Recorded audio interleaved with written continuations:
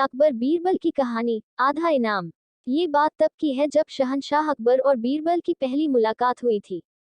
उस समय सभी बीरबल को महेश दास के नाम से जानते थे।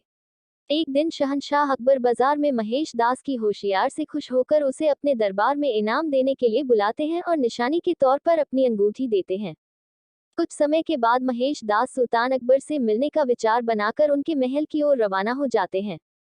वहां पहुंचकर महेश दास देखते हैं कि महल के बाहर बहुत लंबी लाइन लगी हुई है और दरबान हर व्यक्ति से कुछ न कुछ लेकर ही उन्हें अंदर जाने दे रहा है। जब महेश दास का नंबर आया तो उसने कहा कि महाराज ने मुझे इनाम देने के लिए बुलाया है और उसने सुल्तान की अंगूठी दिखाई। दरबान के मन में लालच आ गया और उसने कहा कि मैं तुम्हें एक ही शर्त पर अंदर जाने दूंगा, अगर तुम मुझे इनाम में से आधा हिस्सा दो तो।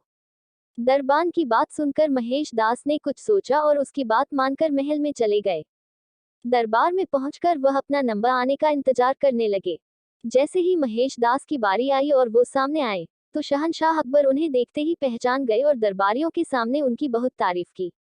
बादशाह अकबर ने कहा कि बोलो महेश दास, इनाम में क्या चाहिए। तक महेश दास ने कहा कि महाराज, मैं जो कुछ भी मांगूंगा क्या आप मुझे इनाम में देंगे।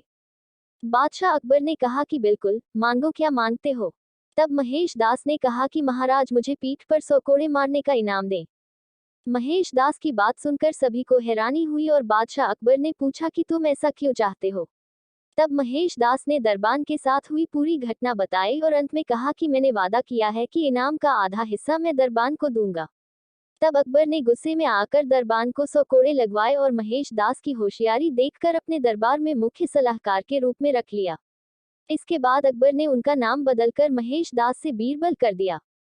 तब से लेकर आज तक अकबर और बीरबल के कई किस्से मशहूर हुए। कहानी से सीख, हमें अपना काम ईमानदारी से और बिना किसी लालच के करना चाहिए।